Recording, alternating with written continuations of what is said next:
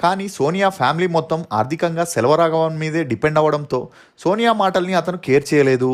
దీంతో ఈమె రోజురోజుకి డిప్రెషన్లోకి వెళుతూ తాగుడు మత్తుమందికి బానిసవుతూ వచ్చింది. ఇక ఇదిలా ఉండగా సెల్వరాఘవన్ యుగానికొక్కడు మూవీ చేసేటప్పుడు అందులో యాక్ట్ చేసిన హీరోయిన్ ఆండ్రియాతో క్లోజ్గా ఉంటూ డేట్ చేశాడు. ఇక ఈ విషయం అప్పట్లో మీడియాలో హల్చల్ అవ్వడంతో వీరి ఫ్యామిలీకి ఎనిమి అయిన శింబుతో సోనియా క్లోజ్గా ఉంటూ పార్టీస్ అని పబ్స్ అని వెకేషన్స్కి వెళ్తుండేది. అంతేకాకుండా సోనియా ఫైనాన్షియల్గా స్ట్రాంగ్ అవ్వాలని సెల్వరాఘవన్ మీద డిపెండ్ అవ్వకుండా నాన్నలనే సీరియల్ చేయడం ద్వారా తన సెకండ్ ఇన్నింగ్స్ని స్టార్ట్ చేసింది. ఇక ఈ విషయం తెలిసి వీరిద్దరికీ గొడవలు మొదలయ్యాయి. ఈ గొడవల కారణంగానే సెల్వరాఘవన్ ఈమెకు రక్తం వచ్చేలాగా కొట్టడంతో ఈ విషయం పోలీస్ స్టేషన్ దాకా వెళ్ళి ఆ తర్వాత వీరిద్దరూ 2009లో విడాకుల కోసం అప్లై చేసుకున్నారు. ఇక ఈ విడాకుల కేసు కోర్టులో జరుగుతుండగానే సెల్వరాఘవన్ తన అసిస్టెంట్ డైరెక్టర్గా పనిచేస్తున్న గీతాంజలి అనే ఆమెతో లివింగ్ టుగెదర్లో ఉంటూ వచ్చాడు.